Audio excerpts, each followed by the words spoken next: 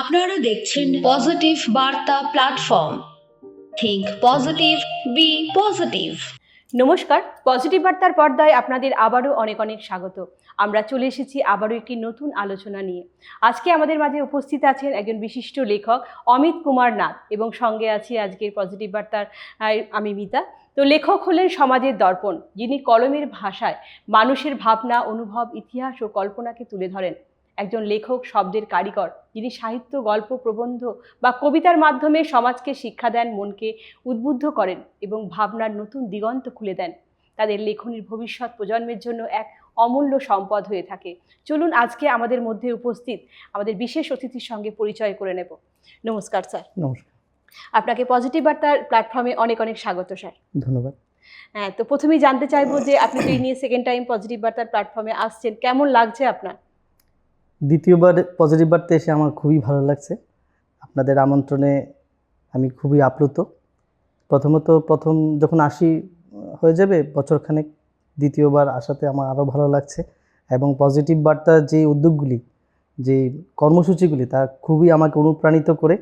সেই কারণেই এখানে আসা, এবং তার নিত্যনৈমিত্তিক যে নতুন ভাবনা, এটাকে অবশ্যই সাধুবাদ জানাতে হয়। হ্যাঁ, ধন্যবাদ স্যার আপনাকে। তো এরপরে জানতে চাইবো, আপনি যে লেখালেখি করেন, তো এই লেখালেখির জগতে কিভাবে এলেন বা কিভাবে আসা, সেই গল্পটা একটু আপনার কাছে শুনে নেব। অবশ্যই। আসলে লেখালেখিটা শুরু করেছিলাম সেই স্কুল জীবন থেকে।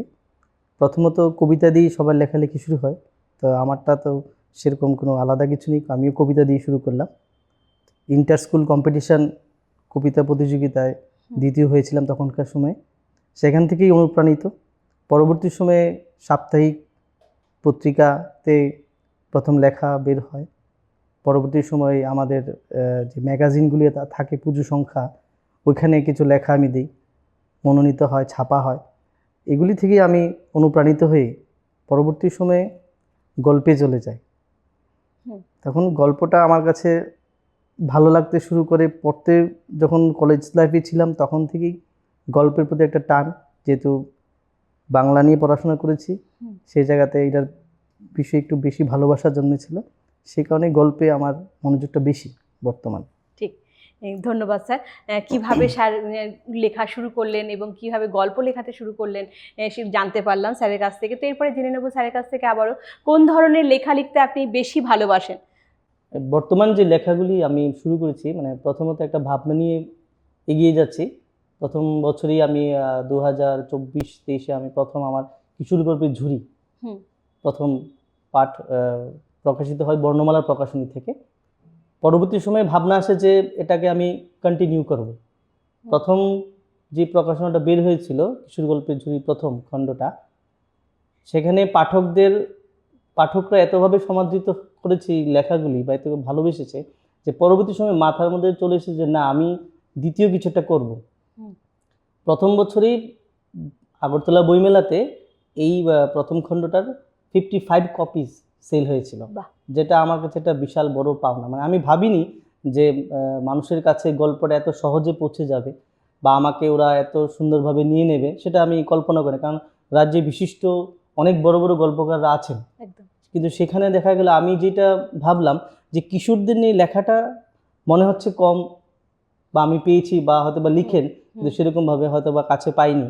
তা ভাবলাম যে কিশোরদের নিয়ে ভাবা উচিত কিছু গল্প বা কিছু ভাবনা, ওদের মনোজগতে প্রবেশ করাটা একটা খুবই জরুরি এখনকার সময়। আমার মনে হয় যে তাদের ভাবনাগুলি কীরকম ছিল, আমাদের সময় আমাদের ভাবনাগুলি কীরকম ছিল। এবং প্রথম খণ্ডের যে গল্পগুলি আছে অধিকাংশই আমার বাল্যস্মৃতি নিয়ে লেখা, যার মধ্যে সত্যতা সবটার মধ্যেই ছিল।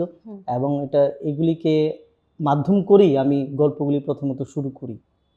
দ্বিতীয় পর্যায়ে প্রথম গল্পের মধ্যে কিছু গল্প আমি এই সাপ্তাহিক পত্রিকাতে বের হয়েছিল, এগুলিকে এটার মধ্যেও এটা রয়েছে প্রথম খণ্ডের মধ্যে। তো প্রথম খণ্ডের মধ্যেই একটা গল্প ছিল যেটার নাম ছিল ভুতুরে পলাশ। আচ্ছা, তো ভুতুরে পলাশ অ্যাকচুয়ালি আমাদের বাড়ির পাশেই একটা পলাশ ফুল গাছ ছিল ছোটোবেলায়, এটা নিয়ে একটা কল্পনা আমার লেখা। তো লিখতে গিয়ে এই গল্পটা আসলে ছোট গল্প, তো মাঝেই শেষ হয়ে যায়। তো একজন পাঠক, আমারই ছাত্র, তো গল্পটা পড়ার পরদিন এসে আমাকে বলল, বইটা নিয়েছে সে বইমেলা থেকে, তারপরে বললো যে স্যার তুমি তো গল্পটা মাঝখানে শেষ করে দিলে, তারপরে কি হলো? তারপরে কি হলো? আমি Interest. মাকে জিজ্ঞাসা করেছি যে মা এরকম স্যার এরকম কেন করলো, এটা তো ঠিক হয়নি। হুম। তো ওর মা বললো যে না, গল্প তো এরকমই হয়, শেষ হইলো না শেষ, হুম, রবি ঠাকুরের ভাষায়। হুম, হুম, তো পরবর্তী সময় ভাবনা এলো যে না, যেহেতু ওর মনের মধ্যে একটা জিজ্ঞাসা বের হয়েছে, জিজ্ঞাসা রয়ে গেছে, হুম। এটা নিবৃত্তি করা লেখক হিসেবে আমার খুব প্রয়োজন। ঠিক। তখন পরবর্তী সময়ে এই গল্পটার দ্বিতীয় দ্বিতীয়টা খণ্ড। আমি বের করি। ঠিক। ঠিক আছে, তা এই যে পাঠকের যে গল্পের সাথে একাত্মতা, যে মিশে যাওয়াটা, সেটা আমার কাছে একটা বড় একটা প্রাপ্তি। অবশ্যই। এর পরবর্তী সময়ে অনেক শিশু কিশোররাই বইটা নিয়েছেন। নেওয়ার পরে আমি দেখলাম যে না, এটাকে আমাকে কন্টিনিউ করতে হবে। মনে মনে ভাবনা এলো, কারণ এটা এরকম যে একটা জায়গায় পৌঁছবে সেটা আমি ভাবিনি। হুম। এটা আলোচনা হবে। প্রথমবার এসে আপনাদের এখানে এসে আলোচনা করেছিলাম, তখন এই নিয়ে তৃতীয় খণ্ড আমার প্রকাশিত হয়েছে। আচ্ছা। মানে বর্তমানে এখন তৃতীয় খণ্ড প্রকাশিত হয়ে গেছে। হ্যাঁ, হয়ে গেছে। ঠিক। তো এরপরে কি আবারও কিছু লিখছেন এটার পরে? হ্যাঁ, এরপরে এটা এই 2026-এ যেটা নিয়ে ভাবছি চতুর্থ খণ্ড বের হবে। এটা একটা সিরিজ আমি করতে চাই। 5টা একটা সিরিজ থাকবে। পরবর্তী সময়ে একটা সমগ্র নিয়ে ভাবনা চিন্তা চলছে, সবগুলি গল্প একসাথে মিলে কিছু একটা করা। ঠিক। আর আরও একটা যেটা একটা ভালো খবর, মানে আমার জন্য ব্যক্তিগতভাবে, যে প্রথম খণ্ডটা এটা ককবরক ভাষায় অনুবাদিত হচ্ছে। বাহ। 2026-এ সেটা বইমেলা সেটা প্রকাশিত হবে। ঠিক। আমাদের রাজ্যেরই একজন সুনামধন্য লেখক, সাহিত্যিক, কবি মধুসূদন দেববর্মা, উনি স্বইচ্ছায় বললেন যে আমাদের ককবরক সাহিত্যে ছোটদের গল্প নেই। এই বছর যে দুটো গল্প বর্ণমালা প্রকাশনী থেকে বের হয়েছে, সেগুলি হচ্ছে লংমা কথমা, ঈশপানি কথমা, মানে ঈশপের গল্প সমগ্র। এই সমস্ত গল্পগুলিকে ককবরক ভাষায় করা হয়েছে, ছোট ছোট বই আকারে। তখন উনি বললেন যে আমার কাছে এই বইয়ের গল্পগুলি ভালো লেগেছে, এবং এটা যদি ককবরক ভাষায় অনুবাদিত হয় তাহলে এটা আরো বেশি করে সমাদৃত হবে ককবরক একদম ভাষীদের তাই। জন্য। ঠিক। যা তাদের জন্য আরো মানে সুন্দর বলে তারা হ্যাঁ, পড়তে সুবিধা হবে এবং পড়তে তার সুবিধা নিজেদের ভাষা দিয়ে তারা পড়তে পারবে গল্পটা। খুব হুম। ভালো হবে একটা। তো তাদের যারা বাচ্চা আছে ককবরক যারা পড়ে বা হুম। এই ভাষা যারা মানে বেশি অভ্যস্ত তাদের জন্য তো বেশি ভালো হবে। হ্যাঁ হ্যাঁ হ্যাঁ, একদম। ধন্যবাদ স্যার আপনাকে আবারও। তো এরপরে আবারও আসবো যে আপনি কি মনে করেন যে লেখালেখির মাধ্যমে আমাদের সমাজ পরিবর্তন করা সম্ভব? দেখুন, আমার ব্যক্তিগত মতামত যেটা, সমাজ যতটুকুই পরিবর্তিত হয়েছে সবটা লেখালেখির মাধ্যমেই হয়েছে। সেটা উপন্যাস বলুন, গল্প বলুন, কবিতা বলুন, স্বদেশী আন্দোলন বলুন, জাতীয়তাবাদ বলুন, এই যে উপন্যাস থেকে অনুপ্রাণিত হয়েই কিন্তু তৎকালীন সময় জাতীয়তাবাদের প্রেরণাটা ভারতীয়দের মধ্যে এসেছিল। একদম সেই প্রথম থেকে আমরা সেগুলো দেখতে পাই। প্রথম থেকে যে দেখতে পাই। হুম। ঠিক আছে, বন্দে মাতরম যে সঙ্গীতখানা, আনন্দমঠ উপন্যাসের বঙ্কিমচন্দ্র চট্টোপাধ্যায়ের লেখা, ওইগুলি থেকে কিন্তু আমরা অনুপ্রাণিত আমাদের বিদ্রোহী হয়েছি। কবি কাজী নজরুল ইসলামের কবিতা, লেখা, গান সবকিছু থেকে উদ্বুদ্ধ হয়েছে। হ্যাঁ, এই সমাজের একটা বিশাল বড় আয়না হচ্ছে আমাদের এই যে গল্প সাহিত্য সৃষ্টি। ঠিক। এইটা থেকে অনুপ্রাণিত হওয়াটা সমাজকে সুষ্ঠু সুন্দর করার ক্ষেত্রে এই যে বইয়ের বা লেখালেখি গল্প সাহিত্যের একটা বিশাল অবদান আছে, সেটা অনস্বীকার্য। একদমই তাই। এটা একদম ঠিক কথা বলেছেন, খুব সুন্দর বলেছেন আপনি এটা, যে আমাদের সেই আদিকাল থেকে আমাদের মানে সমাজ পরিবর্তন হচ্ছে কিন্তু লেখালেখির মধ্যে দিয়ে, এবং বিভিন্ন রকম নাটক বলুন, উপন্যাস বলুন, কবিতা বলুন, গান বলুন, এই সব কিছুর মাধ্যমেই কিন্তু সমাজ পরিবর্তন সম্ভব হচ্ছে এবং এখনো হয়ে আসছে সেগুলি। ধন্যবাদ স্যার আবারও। এরপরে আবারও জানতে চাইবো যে বাচ্চাদের জন্য লেখালেখিটা কবে থেকে আপনি শুরু করলেন? আসলে আমি এখনো সেই বাচ্চা বয়সেই আছি আমার মনে হয়, কারণ আমার ভাবনাগুলি এখনো ওদেরকে নিয়ে। আমার ছোটবেলার যে কথাগুলি সেগুলি গল্পে আসছে, এবং এখনকার যে যে জেনারেশনটা আছে তাদেরকে গল্পের মধ্যে বেঁধে রাখাটা একটা আমাদের দায়িত্ব, এবং এই দায়িত্বটা আমার মনে হয় অভিভাবকদেরও নেওয়া উচিত। শিক্ষক শিক্ষিকা তো আছেনই, অভিভাবকদের নেওয়া উচিত। এবং সমাজের সাহিত্যের ক্ষেত্রে সাহিত্যের যে অবদানটা, সেটা শিশুরা তাদের কাছে যে পাওনাটা, মানে একটা গল্প থেকে, একটা সাহিত্য থেকে, সেটা একটা গভীরভাবে পাওনা। ঠিক আছে, কিন্তু বর্তমান সময়ে দেখা গেছে কি যে অত্যধিক পরিমাণে যান্ত্রিক নির্ভরতা, এই যে সোশ্যাল মিডিয়া নির্ভরতা, এইগুলি তাদেরকে অনেকটা দূরে সরিয়ে নিচ্ছে পাঠ্যপুস্তক থেকে বা সহপাঠ্যক্রমিক কার্যাবলী থেকে। তো সেদিক থেকে এটার গুরুত্ব অপরিসীম। আমাদের একটা অভ্যাস তৈরি করতে হবে, মানে সেটা আমি অভিভাবকদেরই বলবো যে অভিভাবকদের একটা অভ্যাস তৈরি করুন, একটা বই পড়ার অভ্যাস। আসলে পাঠাগার হচ্ছে মানুষের মনের হাসপাতাল। একদম ঠিক কথা। সেখানে ওষুধটা হচ্ছে আমাদের বইটা। হুম, এটার থেকে আপনি যত দূরে সরে যাবেন বা আমরা যত দূরে সরে যাব, তত আমাদের সমাজ থেকে আমরা আস্তে আস্তে বিচ্যুত হয়ে যাব, আমাদের ভাবনাগুলি কলুষিত হয়ে যাবে। হুম, একটা বই পড়াটা খুব দরকার। আমি এখনও নিয়ম করে দুপুরবেলা বই পড়ি। তখন আমার মেয়ে এসে আমাকে জিজ্ঞাসা করলো, তুমি কি পড়ছো? আমি ইচ্ছা করে আমার মোবাইলটা দূরে সরিয়ে রাখি, কারণ এটা এমন একটা জাল, সেই জালে আমরা সবাই ধীরে ধীরে ফেসে যাচ্ছি। একদম ঠিক। আমরা অনুভব করতে পারছি না হুম, যে আমরা, অথচ আমরা জালে ফেসে গেছি অলরেডি। ফেসে গেছি, এবং আমাদের দেখা দেখি তো আমাদের বাড়িতে যে ছোট বাচ্চাগুলি আছে হ্যাঁ সেগুলো আমাদের দেখা দেখি ওরাও মোবাইল হ্যাঁ, ইউজ করবে, অবশ্যই তারা তো অনুকরণ করে, অনুকরণ তারা তো করে। বড়দের অনুকরণ করে। আমি যদি বলি যে তুই মোবাইলটা ধরিস না, ও যখন বলবে যে বাবা তুমিও তো ধরছো, হ্যাঁ। মা তুমিও তো ধরে রাখছো, এই যে জিনিসটা, এখানে থেকে আমরা তো সেই ভুলটা করে ফেলেছি, বা এটা আমাদের নিত্যনৈমিত্তিক একটা প্রয়োজনের মধ্যে পড়ে গেছে হুম, মোবাইলটা হুম। বা সোশ্যাল মিডিয়াটা বলতে পারেন। কিন্তু সেখান থেকে উত্তরণের পথও আমাদেরই খুঁজতে হবে। এটা যন্ত্র আপনাকে শিখিয়ে দেবে না যে আপনি এখান থেকে কিভাবে বের হবেন, হাউ টু এস্কেপ। ঠিক আছে, ঠিক। তো এটাকে নিয়েই সবগুলিকে রেখে আমাদের বইয়ের সাথে একটা নিবিড় সম্পর্ক তৈরি করতে হবে আমার মনে হয়। ঠিক। এবং এটার মাধ্যমে একটা শিশু আগামী ভবিষ্যতে সে উজ্জ্বল করবে একটা বইয়ের মাধ্যমে, একটা পুস্তকের মাধ্যমে। কিন্তু বর্তমান যুগে আমরা মোবাইলকেও আমরা কি বলবো একদম দূরে ঠেলে দিতে একভাবে পারবো না আমরা, কারণ না। এটার মধ্যে ভালো খারাপ দুটোই আছে। হুম, এবং যেহেতু আমাদের এখন উন্নত দুনিয়ায় আমরা বাস করছি, এবং এই প্রযুক্তি, এরকম উন্নত প্রযুক্তির মতো আমাদের হাতে মোবাইল চলে এসেছে, এবং সেখানে আমরা আমরা ইচ্ছা করলে আমরা কোনো জিনিস আমাদের জীবনে যেটা আমরা পারি না, বা পড়াশোনার ক্ষেত্রে বলবো, যারা বাচ্চারা আছে পড়াশোনা করছে, দরকার তাদের ইমিডিয়েট কোনো জিনিস, তখন কিন্তু তারা মোবাইলের মাধ্যমে সার্চ করে সেটা কিন্তু তারা নিজেরা উদ্ধার করতে পারে। অবশ্যই, হ্যাঁ, এটা যেমন ভালো কাজ করে খারাপ কাজও করে, তো বেশিটা বাচ্চারা ক্যাচ করে কিন্তু খারাপটাই।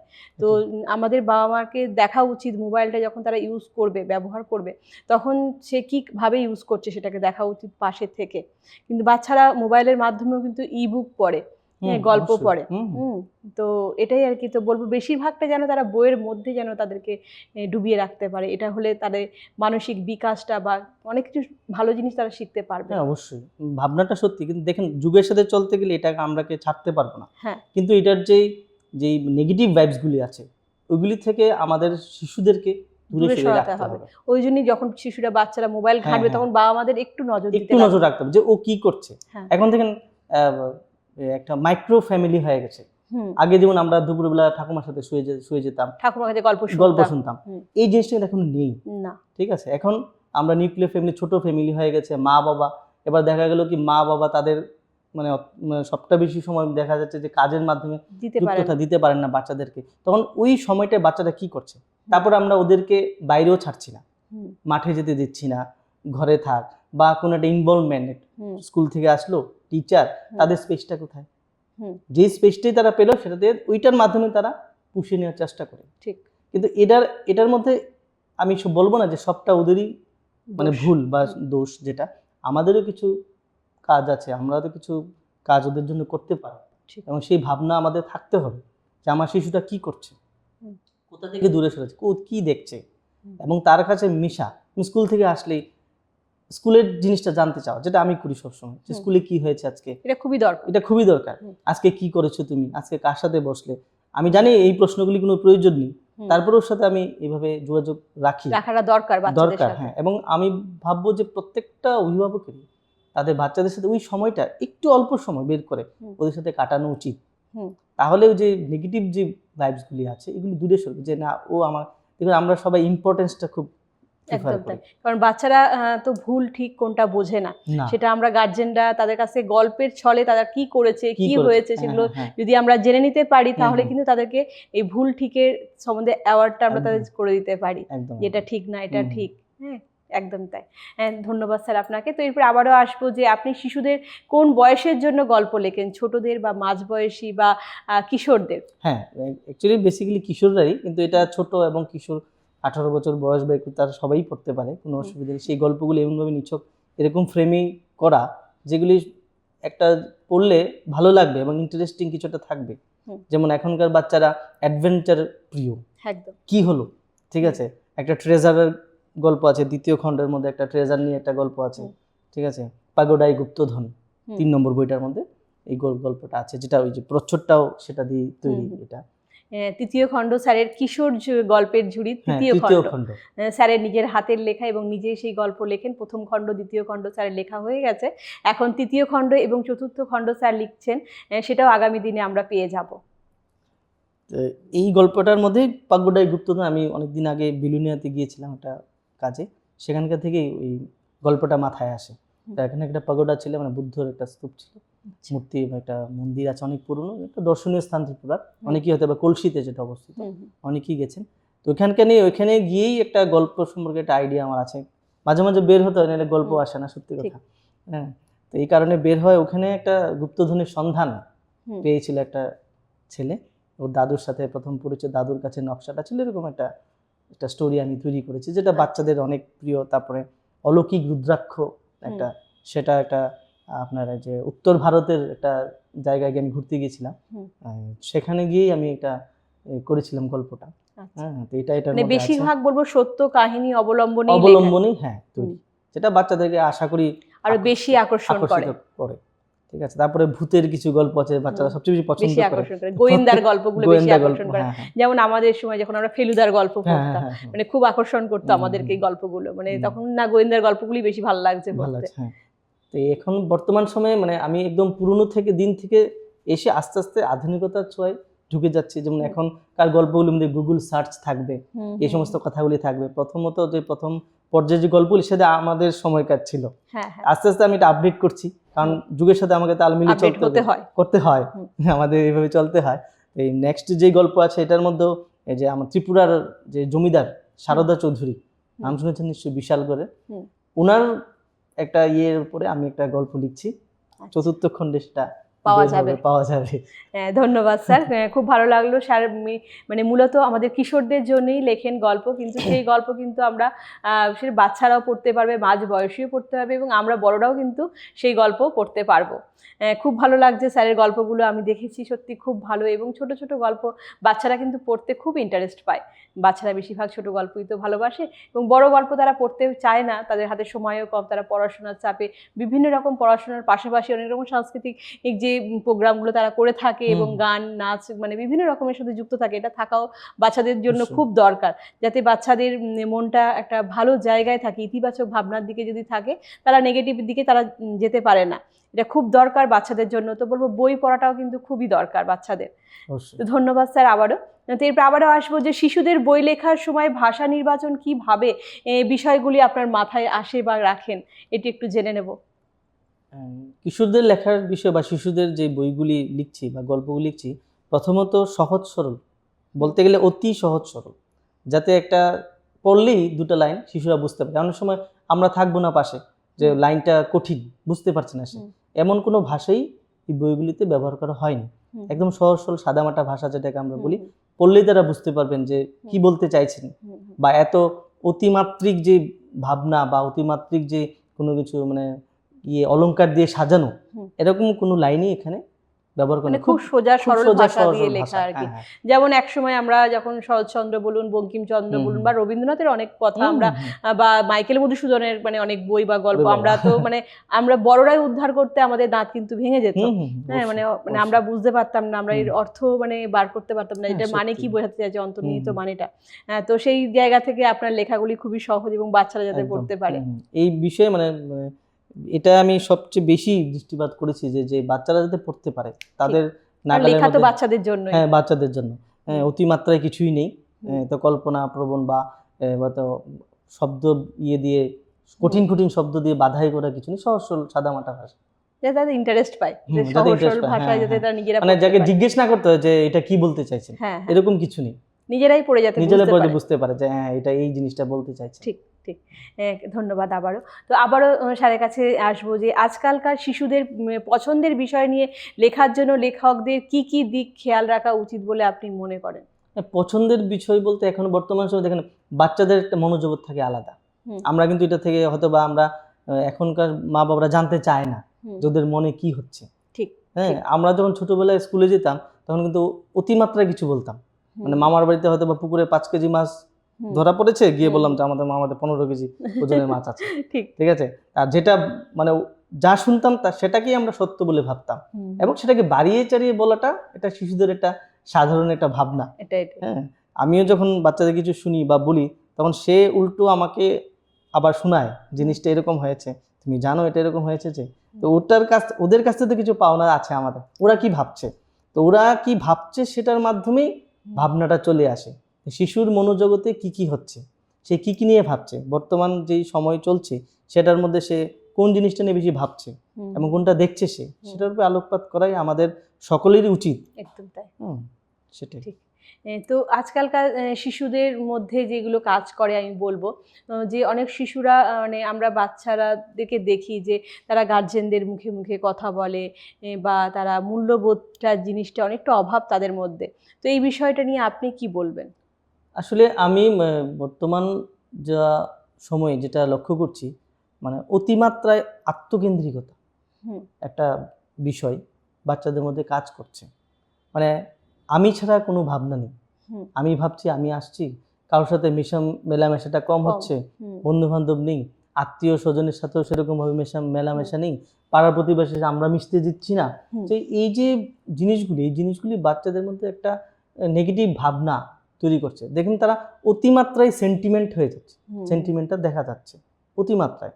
হ্যাঁ, কোনো কিছু আমরা বলছেন, আমরা ইদানিং অনেকগুলি জিনিসই খবরই আমরা পাচ্ছি যে অতিমাত্রায় আগের দিনে দেখুন, স্কুল থেকে দেরি করে আসলো মার খেতাম, সকালে না উঠলো মার খেতাম, কিন্তু আমাদের মধ্যে কিন্তু ওই সেন্টিমেন্টটা এত পরিমাণে ছিল না। এবং বাবা মা বা আমাদের বাড়ির আরো যারা গার্জিয়ান ছিলেন আমাদেরকে বকা দিতেন, মারতেন, কিন্তু আমরা কোনো সেইভাবে করতাম না, রিয়েক্ট করতাম। কিন্তু এখনকার সময় আমরা রিয়েক্ট করতাম না, আমরা ভাবতাম ওই যে আমাদের মধ্যে ওই ভাবনাটা ছিল যে আমাদের ভালোর জন্যই হতে পারে। একদম তাই। কিন্তু এখনকার বাচ্চাদের কোনো কিছু বলা অতিমাত্রায় সেন্টিমেন্ট গ্রো করে তারা, এবং দেখা যাচ্ছে যে তারা একটা বিষয় নিয়ে ভীষণ পরিমাণে ভাবনা, সেই ভাবনাটা কেন? কারণ সে একা থাকছে। দেখেন, এখন আমাদের ফ্যামিলিতে একজন দুইজন ছাড়া নেই, আমি ব্যক্তিগতভাবে আমি একা। আমি ফিল করেছি যে না, আমি আমার ছোটবেলাটা আমি কিভাবে কাটিয়েছি আমি জানি। ঠিক আছে, এই ভাবনাটা সকলের মধ্যে থাকতে হবে। যদি বাড়িতে মধ্যে গার্জিয়ান না থাকে, মা বাবা বা দাদু ঠাম্মা যদি এরকম না থাকে, তাহলে পিতামাতার উচিত তাদের কাছে তাদের ভাবনাটা জেনে নেওয়া, এবং কোনো একটা সমস্যাকে তাদের যাতে সেটা কঠিন সমস্যা যাতে না হয়, সেটাকে সহজ সরলভাবে সেটাকে ভাঙিয়ে দেওয়া, বা ভাবনাটাকে এরকমভাবে গড়ে তোলা যে তাদের মধ্যে যেন নেগেটিভ কোনো ভাবনা না আসে। যে তোমার ভালোর জন্য বলা হচ্ছে, তুমি যাতে আরো উন্নতি করো, সেটা বলে পড়াশোনা আরো ভালো হয় সেটা বলা হচ্ছে। এটাকে যদি তুমি নেগেটিভ ভাব নাও, তাহলে হিতের বিপরীত হচ্ছে। এবং অনেক ক্ষেত্রে দেখা যাচ্ছে আমরা যে অভিভাবকরা আছি সেটা উল্টো হচ্ছে, যে আপনি আমার বাচ্চাকে শাসন করার কে। ঠিক আছে, এগুলো আমরা অ্যাকচুয়ালি অভিভাবকরাই কিছু দোষ আমরা করে থাকি। হ্যাঁ, আছে।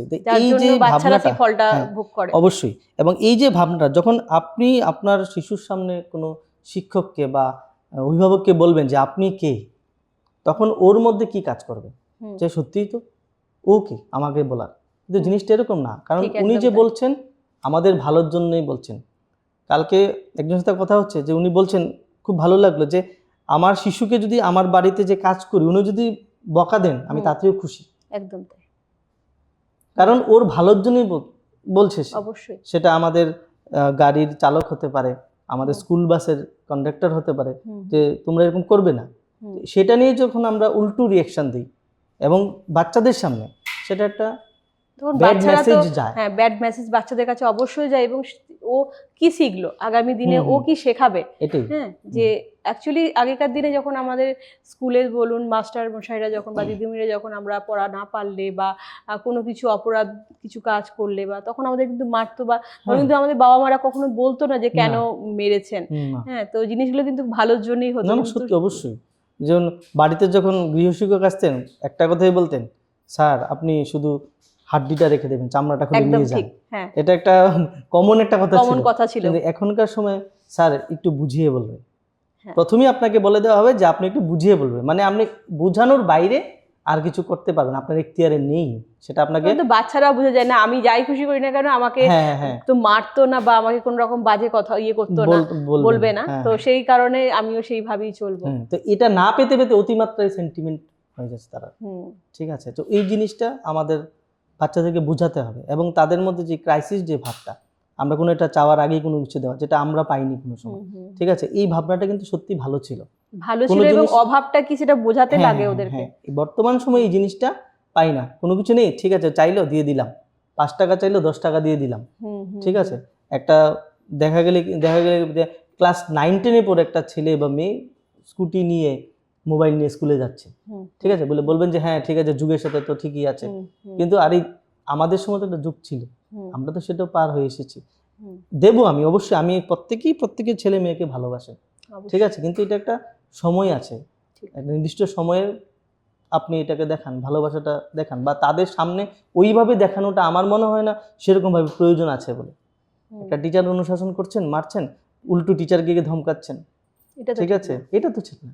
এবং জনসমক্ষে আনছেন, ওনারও তো একটা প্রেস্টিজ আছে, উনি কি ভাবছেন যে আমি তো শিক্ষক হয়ে এখন তো আমার আমার গণ্ডি আছে, আমি গণ্ডির বাইরে আর যেতে পারবো না, ঠিক আছে, ওই তখন তো ভাবনাটা সেই থেকে টিচার বা শিক্ষক যিনি আছেন তিনি তো তখন নেক্সট টাইম তখন তো নিজের সম্মানের কথা ভেবে তখন তার না আসবে না, তো কেন আসবে, করবে না কাজ। না কেন আসবে, এখন তো কিছুটা হলেই ক্যামেরা অন হয়ে যায়, হ্যাঁ, ঠিক আছে, তো এই যে আপনাকে কে অধিকার দিল এই ইয়েটা করার, আইনও চালু হয়ে গেছে এইভাবে। হ্যাঁ, তো এই যে জিনিসগুলি আমার মনে হয় সমাজের জন্য মানে সাংঘাতিক ক্ষতিকর একটা জিনিস, এবং আগামী প্রজন্মকে এটার জন্য ভুগতে হবে।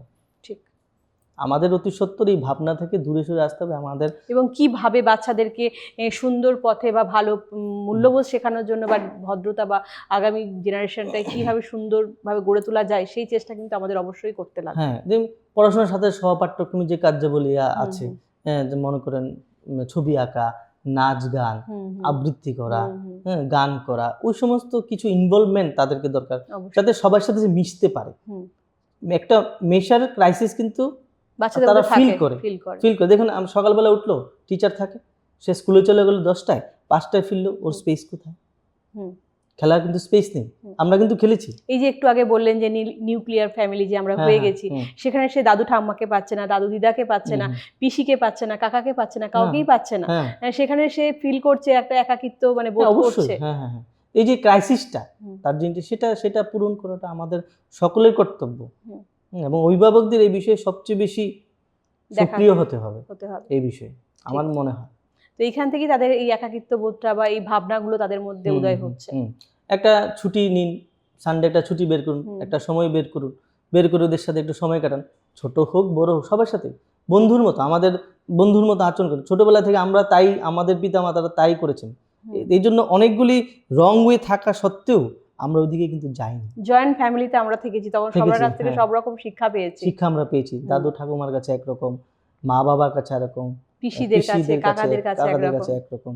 তো এই যে জিনিসগুলি একটা, এবং পরীক্ষা শেষ হলে আমরা বিভিন্ন রিলেটিভদের বাড়িতে যেতাম। হ্যাঁ, তো এইটাই আমি অনেক সময় দিন কথা আমাদের ভাবলাম, মানে আমার মনে হলো ব্যাপারটা যে আগে আমরা একটা বাড়িতে বেড়াতে যেতাম, হয়তো বা বিলুনিয়া গেলাম, বাড়ি থেকে অনেক কিলোমিটার দূরে, আমাদের একটাবারও কোনোদিন মনে হয়নি যে আজকে ওরা বাড়িতে থাকবে না। আমাদের মনের মধ্যে একটা সিক্সেন কাটছে যে ও আছে বাড়িতে, কিন্তু এখন আমরা যাওয়ার আগে ফোন করে দেখি তুই বাড়িতে আছিস, একদম তাই, তাহলে আমি আসবো। কিন্তু আগে এটা ছিল না, আমাদের মধ্যে একটা মাইন্ড একটা সেটআপ ছিল, এবং সেখানে গেলে কেউ না কেউ তো থাকবে, এই ভাবনাটাই তখন ছিল না। দেখুন, আপনি চিন্তা করুন, আজকে থেকে 30 বছর 25 বছর আগের কথা, হ্যাঁ, এমন ভাবনা ছিল। তখন তো নিউক্লিয়ার ফ্যামিলিটা ছিল না, কেউ না কেউ আছে, জয়েন্ট ফ্যামিলি ছিল, সবাই ছিল, কেউ না কেউ বাড়িতে থাকবে। এবং ভাবনাটা ছিল যে তারা বাড়িতে কেউ থাকবে না। এখন ফোন করে যেখানে মানে বাড়িতে আছে 2 জন বা 3 জন, চলে গেলে 3 জন চলে যাবে, আমি গিয়ে খালি বাড়ি থেকে ফিরে আসবো, একদম, হয়তো বাড়িতে দেবো গিয়ে তালা। তো এই যে ভাবনাটা, মানে যুগের পরিবর্তনের সাথে সাথে আমাদের, মানে আমরা যতটা সভ্য হচ্ছি, তত কিছু কিছু জিনিস থেকে, হ্যাঁ, যে আত্মিক বা হৃদয়ের যে ব্যাপারগুলি আছে, ওইগুলি থেকে আমরা অনেকটাই দূরে সরে যাচ্ছি। ঠিক, ধন্যবাদ স্যার। তো কথার মাঝখানে ছোট্ট একটি বিজ্ঞপ্তি বলবো যে আমাদের প্রেসিডেন্টের মলয় পীর স্যার নেতৃত্বে যে সারা দেশে 1 বছরে 1 কোটি গাছ রোপণের যে মহৎ উদ্যোগ গ্রহণ করা হয়েছে, তা নিঃসন্দেহে এক ঐতিহাসিক পদক্ষেপ। পরিবেশ রক্ষার সঙ্গে সঙ্গে এটি একটি সবুজ ভবিষ্যতের দিকে এগিয়ে চলার প্রতীক। এই প্রকল্পে মহিলা উদ্যোক্তা থেকে শুরু করে মিডিয়া ফোরাম, শিক্ষার্থীরা সহ নানা শ্রেণীর মানুষ একযোগে কাজ করে যাচ্ছেন, যা এই উদ্যোগকে এক সামগ্রিক সামাজিক আন্দোলনে পরিণত করেছে। সবুজে ঢেকে যাক আমাদের রাজ্য, শ্বাস নিক প্রকৃতি, আরেকটু প্রাণ ভরে, এই হোক আমাদের অঙ্গীকার। তো চলুন আজকে আমরা সকলে মিলে আমরা একটা সবুজ পৃথিবী গড়ি এবং আগামী প্রজন্মকে একটা সুন্দর সুস্থ পৃথিবী উপহার দিই। তো এই বিষয় নিয়ে বলবো স্যারকে যে আমাদের যে 1 বছরে 1 কোটি গাছ লাগানোর যে আমরা পদক্ষেপ নিয়েছি, আমাদের প্রেসিডেন্ট স্যারের সঙ্গে আমরাও হাত পাশে আছি, এই বিষয়টা নিয়ে আপনি কি বলবেন? এটা একটা অভাবনীয় প্রকল্প, আমি যেটা বলবো বর্তমান সময়ে যে পরিবেশ বান্ধব যে চিন্তা ভাবনা আপনাদের, সেটাকে তো সাধুবাদ জানাতেই হয়। আর বছরে 1 কোটি গাছ মানে বিশাল বড় একটা ব্যাপার। ঠিক আছে, এই যে ভাবনাটা আপনাদের মধ্যে এসছে, পজিটিভ বার্তার মধ্যে এসছে, সেটা আমি খুব আনন্দিত এবং আপ্লুত। এবং সেটার সাথে সাথে আমি বলবো যে এই যে গাছগুলি রোপণ হচ্ছে, আমার ব্যক্তিগত ভাবনা যে গাছগুলি রোপণের পর সেগুলি পরিচর্যাটা, নারিশমেন্টটা খুব জরুরি। অবশ্যই।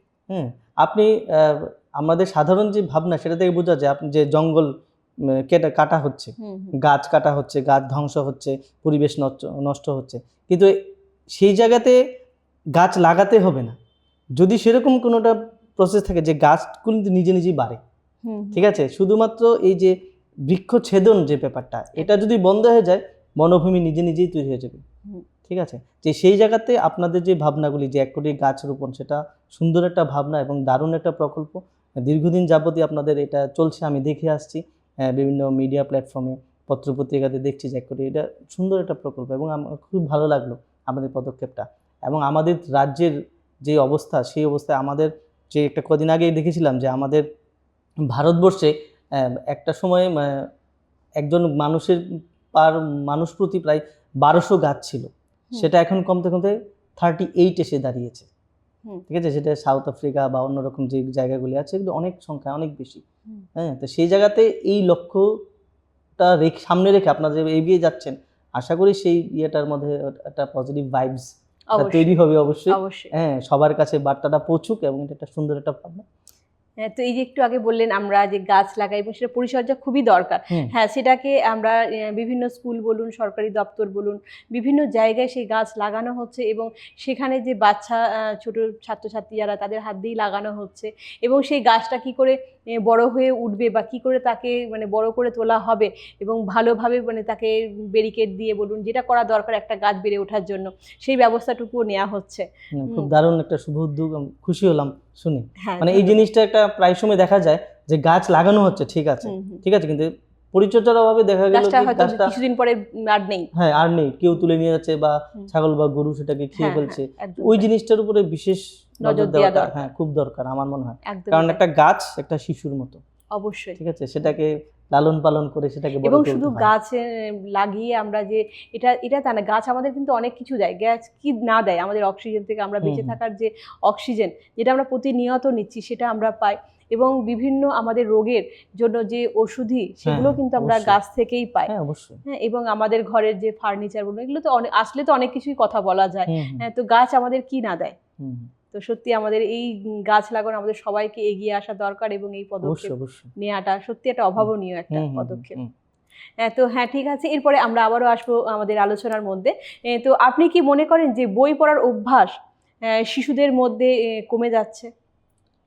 হ্যাঁ, এটা আমি লক্ষ্য করছি। দেখুন, বর্তমান সময়ে যে ব্যাপারটা শিশুদের মধ্যে যেটা দেখা যাচ্ছে যে যে টেক্সট বইটা পড়া, আমি টেক্সট বইয়ের কথাই প্রথম বলছি, গল্পের বইটা একটু পড়েই আসছি। টেক্সট বইটা পড়া, সেটার একটা চিন্তা ভাবনা তাদের মধ্যে বিষয়টা দেখা যায় না। সেটা আমাকে আপনি কোশ্চেন দিয়ে দেন বা অভিভাবক থেকেও আপনি মেসেজটা পেতে পারেন যে স্যার বেশি বোঝাতে হবে না, আপনি জাস্ট কোশ্চেনগুলি দিয়ে দেন। ডিটেলস পড়তে চায় না বা পড়াতে চান না, যে এইটা কারণে তারা ওই বই পড়া থেকে অনেকটাই দূরে সরে যাচ্ছে। বইটার মধ্যে কি আছে, প্রশ্নের মধ্যে কি যা প্রশ্ন করা হলো তার অ্যানসারটা বইয়ের মধ্যেই আছে এবং তার আনুষঙ্গিক যে ব্যাপারগুলি আছে সেটা কিন্তু বইয়ের মধ্যে আছে, এবং এটাও জানা দরকার, খুব দরকার। শুধু জানা দরকার না, খুবই দরকার। এবং সেখান থেকেই বাচ্চারা কোনো জিনিস পেতে পারে, কোনো কিছু আসলে আমি বড়রা এখনো তাই করি, কোনো একটা জিনিস জানি না পট করে সার্চ করে ফেলি, দেখি এটার মধ্যে কি আছে, কি আছে। তো এই জিনিসটা যদি যখন বই থেকে যখন আপনি পড়বেন বা হাতে লিখবেন, এটার মধ্যে যেই আপনার যে মানসিক যে ব্যাপারটা আছে বা লেখার মধ্যে যেই আত্মিক জিনিসটা প্রকাশ পায়, সেটা কিন্তু ওই টাইপিংয়ে হয় না। ঠিক আছে, এই যে কালো কালো অক্ষরগুলি আমাদের কিন্তু টানে। ঠিক আছে, বইয়ের মধ্যে অর্ধেকটা বই পড়ে আমি এখনো একটা কাগজ দিয়ে রাখি বা বুকমার্ক দিয়ে রাখি যে বইটা এতটুকু পড়া হয়েছে, আমার ওইখান থেকে আবার পড়তে। এবার খুলে অনেক সময় মনে হয় যে আগের পৃষ্ঠা যে কি ছিল সেটা মনে হয় আমি ভুলে গেছি, আবার আবার revision। একবার পড়িনি। ঠিক। ঠিক আছে, তো এইটা পড়ার পর যে এটা ভিতরে যে অনুভূতিটা, ঠিক আছে, আপনি একটু আগে বলেছেন যে ইবুকের একটা ব্যাপার আপনি বলেছিলেন, যে ইবুক বাচ্চারা ইবুকও পড়ে। হ্যাঁ, আমি সাপোর্ট করি, যাতে অনেক ক্যারি করতে সুবিধা। এখানে গেলাম, হ্যাঁ, মোবাইলটা খুলে বসে আছি, ঠিক আছে, হ্যাঁ হ্যাঁ হ্যাঁ একটা গল্প ঠিক পড়ে আছে, নিই। হ্যাঁ হ্যাঁ। কিন্তু আমি বলবো যে যখন আমরা বাড়িতে থাকি, অন্তত ছাপার অক্ষরে লেখার অভ্যেসটা আমাদের তৈরি করা করতে উচিত আমার মনে হয়। আর ঠিক। আর বই পড়লে কি হয়, মানে আমরা যদি গল্পের আকারে জিনিসগুলোকে পড়ি, অনেক কিছু জিনিস কিন্তু আমরা এখান থেকে শিখতে পারি। এমনকি আমরা যে এই যে আচরণের কথা একটু আগে আমাদের উঠে এলো, যে বাচ্চাদের আচরণে এখন আমরা অনেক ভিন্নতা দেখতে পাই। তারা যে সহানুভূতি বলুন, শ্রদ্ধা ভক্তি বলুন গার্জেনদের প্রতি, বা কিভাবে তারা চলতে লাগবে, রাস্তাঘাটে কি করে চলতে লাগবে, মানুষের সাথে কিভাবে কথা বলতে লাগবে, এই সব কিছু কিন্তু আমরা বইয়ের মধ্যে একটা গল্পের আকারে যখন আমরা পড়বো জিনিসগুলোকে, তখন কিন্তু সেখান থেকে সে অনেক কিছু নিতে পারে। হ্যাঁ, অবশ্যই অনেক কিছু শিখতে পারে, এবং আমাদেরকে কিন্তু ওগুলো শেখায় খুব ভালো করে। এবং আমরা নিজেরাও যখন বই পড়েছি, অনেক কিছু মানে ফিলিংস আছে যে না, এটা এরকম হওয়া উচিত, এরকম হলে সত্যি তো ঠিক, তো খুব ভালো, এটা এরকম করা উচিত, আমার চলাফেরার মধ্যে এই জিনিসগুলো আনা দরকার। এগুলো অবশ্যই এই ভাবনাগুলি তো মানে আমাদের পাঠ্যসূচির মধ্যেই দেওয়া, এবং এটার বাইরে যদি আমি গল্প, কবিতা, সাহিত্য, সে তো আরো বিশাল বড় ব্যাপার। একদম, লেখার মাধ্যমে আমরা প্রকৃতিকে ভালোবাসতে পারি, মানুষকে ভালোবাসতে পারি। অবশ্যই অনেক গল্পগুলো এমন ভাবে দেয়া থাকে, সত্যি তখন আমাদের আলাদাভাবে প্রকৃতিকে যেন আমরা নতুন করে চিনতে শিখি, নতুন করে ভালোবাসতে শিখি। একটা বৃষ্টি পড়ছে, একটা পাখি ডাকছে, একটা সকালের যে পাখির ডাক, এগুলো যেন খুব আকর্ষণ করে। অবশ্যই বই পড়লে এগুলো আরো সুন্দর করে ভাষার মধ্যে দিয়ে আমাদের খুব আকর্ষণ করে এই জিনিস। একটা বই পড়লে দেখবেন, মানে আমি যেটা ফিল করি, মানে আমি ওইখানটাই চলে যাই, বা ওই ভাবনাটাই চলে যায় আমার চোখের সামনে ভেসে ওঠে। হ্যাঁ, এই একটা নিয়ে লেখা, জম্পুই পাহাড় নিয়ে নেক্সট গল্পের মধ্যে আছে। জম্পুই পাহাড় নিয়ে একটা স্টোরি আমি করছি বর্তমান সময়ে, একটা ছোট শিশুকে কেন্দ্র করে।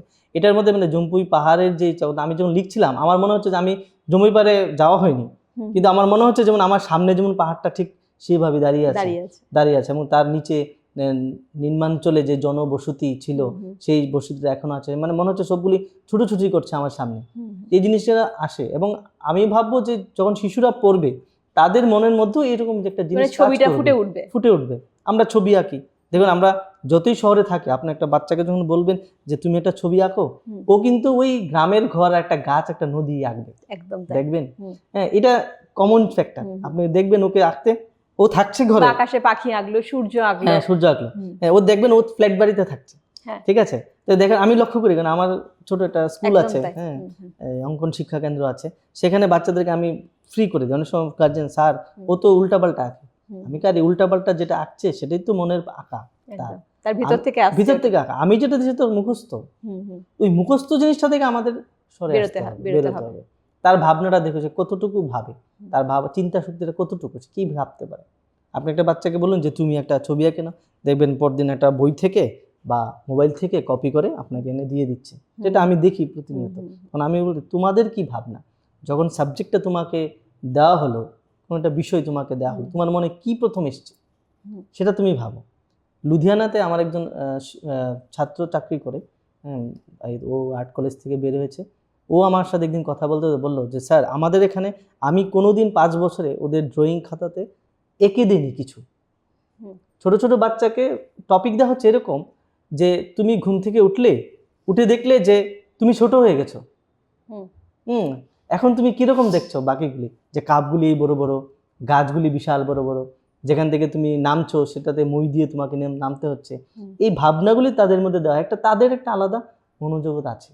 ওদেরকে ফ্রিলি, ওদেরকে বিচরণ করা ছেড়ে দেওয়া উচিত, যে তুমি একটু আগে হাঁটো তোমার মতো করে, তারপর আমাদের যে ভাবনাগুলি, সেটা না হলে তার থুপে দেবো তার উপর পড়ে, আগে তার ভাবনাটা তাকে ভাবতে দাও, ছবির মধ্যে দিয়ে ফুটিয়ে তুলুক সে। তো এই জিনিসগুলি আমাদেরকে করতে হবে, এবং তাদেরকে একটা স্পেস দেওয়া আমাদের উচিত আমার মনে হয়।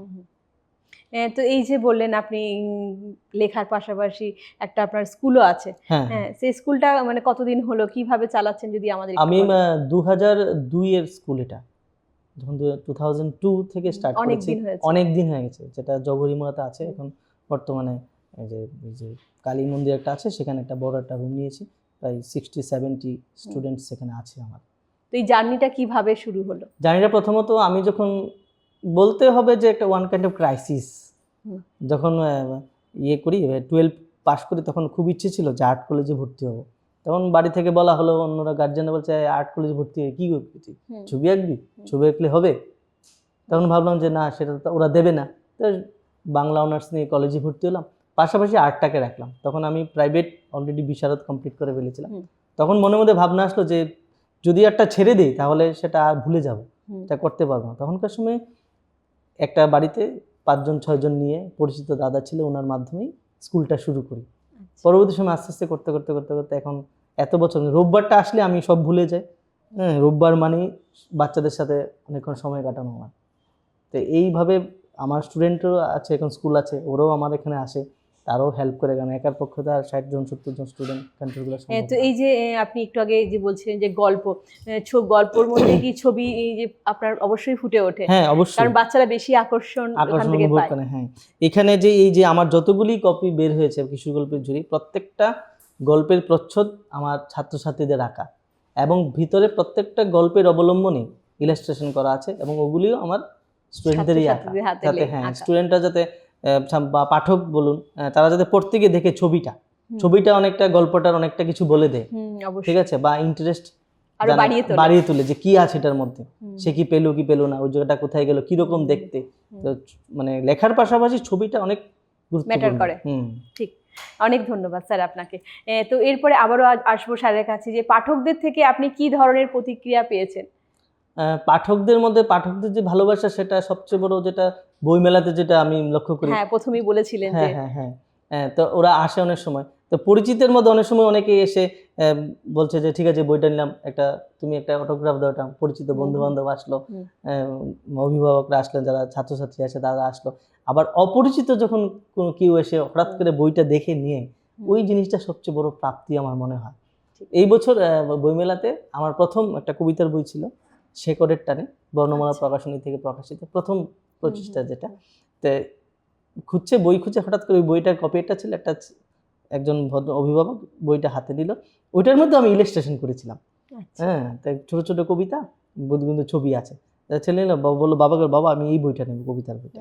তো এই যে প্রাপ্তিটা, আমি বসে আছি সামনে, আমি কিছু বলিনি, এই যে প্রাপ্তি, এটা কতটুকু আনন্দে, সেটা মানে ভাষায় প্রকাশ করা যাওয়ার মতো একদম। হ্যাঁ, যে এটাই সবচেয়ে বড় প্রাপ্তি। পরিচিত যারা, তারা তো কিনছে, তারা চেনে আমাকে, আমার গল্প সম্পর্কে জানে। অপরিচিত যারা, কেউ জনে আসলো, এসে বইটা দেখে ভালো লেগেছে প্রচ্ছদটা। আর প্রথমত এখনো বাচ্চারা বা শিশু কিশোররা প্রচ্ছদের উপরে তাদের একটা আকর্ষণ থাকে। হ্যাঁ, প্রচ্ছদে কি আছে, আর এটা একটা ট্রেজারের একটা কি জানি আছে, তো দেখেই বইটা হাতে নিয়ে নিল।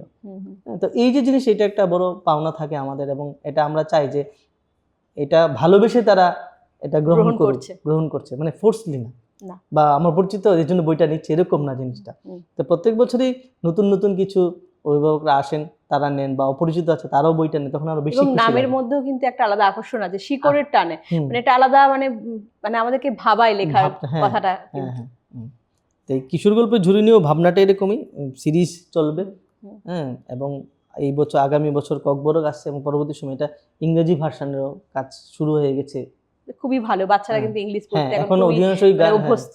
হ্যাঁ, অভিভাবকটা বলেন যে স্যার আমার বাচ্চা বাংলা থেকে ইংলিশটা অসুবিধা হয়, বাংলা পড়তে, ইংরেজিটা বেশি স্বাচ্ছন্দ্য বোধ করে। ঠিক আছে, এর জন্য সেই ভাবনাটাই মাথায় রেখে প্রকাশকও চাইছেন যে এরকমই হোক স্যার, যেহেতু বইটা যাচ্ছে, হ্যাঁ বইটা সেল হচ্ছে, তা আপনি এদিকেই মনোনিবেশ করুন। একদম তাই, ইংলিশেও হোক না কেন, ইংরেজিতে হোক, ককবরকে হচ্ছে ইংরেজিতে হোক। তো এটা একটা বড়, বিশাল বড় পাওনা, এবং এটা সবার ভালোবাসা এবং থেকেই হচ্ছে। অবশ্যই ধন্যবাদ স্যার আবারও। তো আমরা অনুষ্ঠানের একেবারে শেষ পর্যায়ে, আমাদের হাতে সময় অনেক কম, তো এরপরে স্যারের কাছে শেষ প্রশ্ন একটা করে নেব, যে যারা নতুন লিখতে চায় বা যারা শিশু লেখক আছে, তাদের জন্য আপনি কি বার্তা দেবেন? নতুন বলতে গেলে আমি বলবো যে আমিও একজন নতুন লেখক, ঠিক আছে, আমি এখনো শিখছি, এখনো পড়ি। ত্রিপুরা রাজ্যের যে বিশিষ্ট লেখকবর্গ আছেন বা সাহিত্যিকরা আছেন, তাদের বই আমি এখনো পড়ি। তা আমাদের মধ্যে একটা প্রবণতা আছে যে আমি আমার বই ছাড়া আর কিছু বই পড়বো না, ঠিক আছে, এরকমটা হয়, বা আমার বইটাই ভালো। সেরকম ক্ষেত্রে এই চিন্তাধারা থেকে আমাদেরকে সরে আসতে হবে। প্রত্যেকের লেখা, প্রত্যেক কবি সাহিত্যিকদের লেখা, রাজ্যের হোক ভিন রাজ্যের হোক, আমাদের পড়া উচিত আমি বলবো। কারণ না পড়লে আপনি নিজেকে সমাদৃত করতে পারবেন না, নিজেকে মানে কি বলবো এটাকে, মানে সাহস মানে যোগাতে শিখতে পারবেন, পারবেন না, শিখতে আর পারবেন না, শেখার জানতে অনেক কিছু পারবেন না। আছে। হ্যাঁ, মানে লেখার অনেকগুলি ফর্ম থাকে, এক একজন এক এক স্টাইলে লেখেন। এবং নতুন যারা লিখছেন বা শিশুদের মধ্যে সেই লেখার যে প্রবণতাটা আসছে, দেখছি স্কুল কলেজে বাচ্চারা এখন লেখে, হুম, বা আমার বিভিন্ন পত্রপত্রিকাতে শিশুদের ছড়া টড়া এগুলি আসছে। তাদেরকে অনুপ্রাণিত করা আমাদের একটা বড় কাজ। আমার মনে হয় যে লেখার আগে আমাদের সবাইকে একজন ভালো পাঠক হতে হবে। অবশ্যই। যদি আমরা একজন ভালো পাঠক হয়ে উঠতে পারি, তাহলে পরবর্তী সময় আমরা কিছু লিখতে পারবো, সেটা আমার মনে হয়। আর সেক্ষেত্রে নবাগত যারা বা নতুন যারা লিখছেন, আমি বলবো যে বানানে তাদের অনেকটাই নজর দিতে লাগবে। লেখালেখি দেখি, কিন্তু হ্যাঁ, ভুল তো হয়, আমারও হয়। আমিও নিজের লেখা নিজে লিখি, কারেকশনের জন্য অন্যদেরকে, আমার স্যারদেরকে পাঠাই যে স্যার দেখুন লেখাটা ঠিক আছে কি না। ওই জিনিসটা আমাদের করে নিতে হবে, ঠিক আছে? ওই বানানের ব্যাপারটা আমরা মানে সচেতনভাবে আমাদের এটা করা উচিত আমার মনে হয়। তাহলে যে এই বানানটা দেখছে, একই বানান দেখা গেল দুইটা জায়গায় মানে হয়। হ্যাঁ, দুই রকম হয়, বা কোনো জিনিস মানেটাই উল্টো হয়ে যাচ্ছে, একদম তাই। ঠিক আছে? ওই জিনিসই আমাদের অনেকটা সচেতন হওয়া উচিত সকলের। ঠিক। ধন্যবাদ স্যার আপনাকে। তো স্যারকে আবারও ধন্যবাদ দেব স্যারের মূল্যবান সময় পজিটিভ বার্তার প্ল্যাটফর্মে দেওয়ার জন্য, এবং স্যারকে চাইবো আগামী দিনে আবারও স্যারের চতুর্থ খণ্ড নিয়ে আবারও স্যার আমাদের সামনে আসবেন, এটাই আমরা আশা করব। এবং আমাদের অনুষ্ঠান আপনাদের কেমন লাগছে অবশ্যই কমেন্ট করে জানাবেন, এবং আমাদের আগামী অনুষ্ঠানগুলো দেখার জন্য বলবো চোখ রাখতে পজিটিভ বার্তার Facebook live, Tripura knowledge city এবং পজিটিভ বার্তার ইউটিউব চ্যানেলে। ভালো থাকবেন, সুস্থ থাকবেন। নমস্কার।